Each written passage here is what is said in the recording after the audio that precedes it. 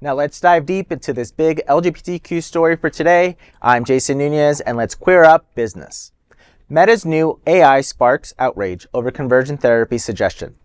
Meta is under fire after the release of its latest artificial intelligence model, Llama 4, this time for suggesting conversion therapy as a possible treatment option.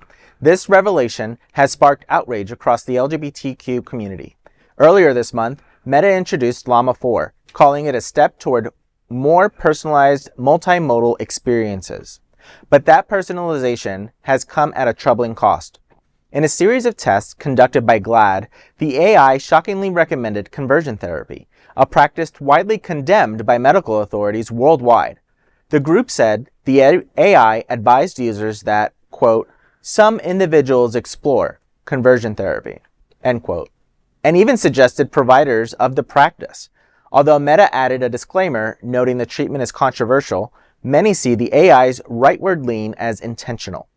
The company claims it's aiming for balance, stating, quote, our goal is to remove bias from our AI models and to make sure that Llama can understand and articulate both sides of a contentious issue, end quote. But critics aren't buying it. Alex Hanna of the Distributed AI Research Institute told Axios, quote, it's a pretty blatant ideological play to effectively make overtures to the Trump administration, end quote. GLAAD warned against framing anti-LGBTQ pseudoscience as equal to established facts. They also reminded the public that the United Nations has compared conversion therapy to torture.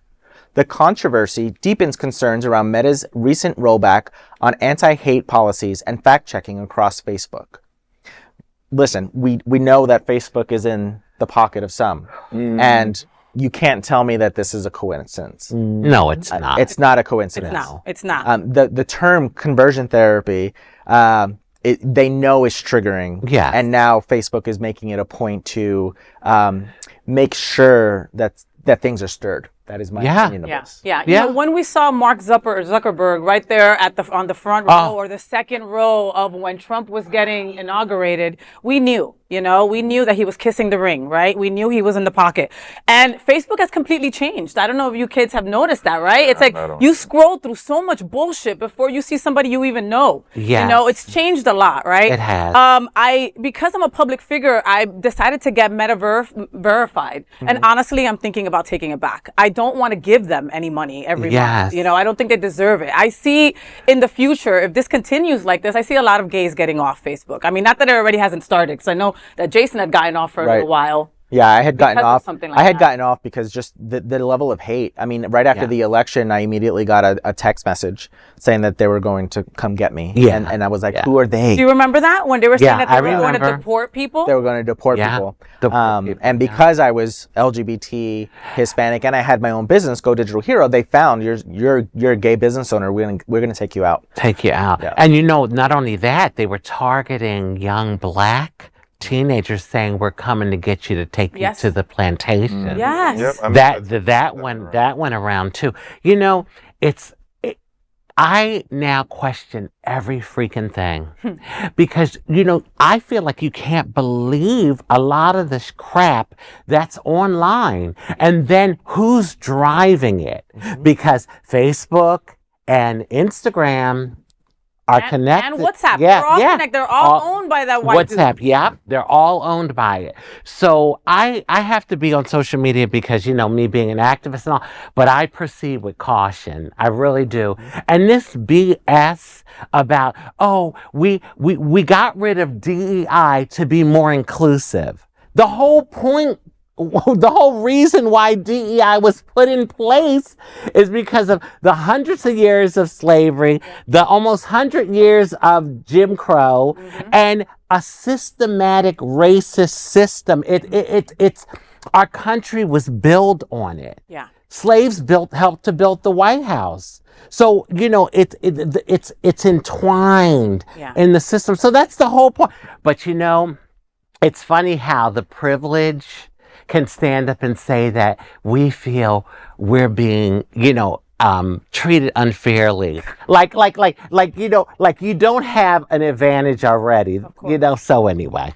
So, you know what, let me get off my soapbox. For nothing. So for this story, looking directly into the camera, queer children, queer youth, queer people as a whole, please do not let situations like this deter you from making yourself known, making your voice heard. Situations like this, they're popping up sporadically and they are coming often. But remember, it's losers doing this. Like dorky, ugly losers. And I'm I'm being very simplistic about this major situation. But if we bring it back to simplicity, they're all fucking losers. There's literally, when Raji was talking about the young black people being told that we're being taken back to the plantation, I remember seeing those text messages going around on social media, literally saying, "Hey, you, and we're taking you back to where you belong," stuff like that.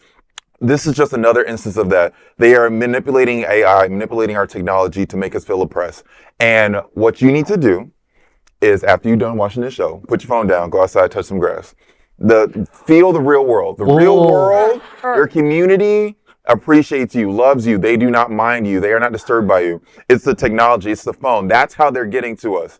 So once you do what you need to do with that little piece of technology in your pocket, put it down. Talk to your family if you can. Talk to your close friends. Talk to your loved ones. Go outside. Breathe in that fresh air for as long as you can. And just go touch some grass. Go outside. Feel the love that's around you. Feel that energy around you. Do not let this device on your phone fill you up with so much dread going on in the world. There's a lot of bad going on in the world, but there's also a lot of good going on in the world. Either way, put it all down and go outside. You know, Bonnie, it's so funny you said that. The other day I was in Holiday Park in Victoria. I live in Victoria Park, but I was in Holiday Park and I actually saw this beautiful tree and I went and I hugged it. Aww. And because you could feel the energy. That tree must be like a couple hundred years old. It was humongous. You know, with the thick trunk. Yeah. Oh, God. So it's funny. Then you got all these splinters on your titties. I had to get out of the park because the train was like, look, there's some hoe on a tree. Let's get her. No, and Raji's famous, so you see all kinds of people taking pictures. I'm like, what is Raji doing hugging a tree? Is this cruising? Oh my goodness. Listen, I had to make a little bit of light of the situation because it's just a very difficult story, all right? And I will end the story by just saying that conversion therapy is torture. Conversion therapy is abuse. And if you think otherwise, please do your research and educate yourself on it. That is the big LGBTQ story for today. There is no other queer nonprofit media platform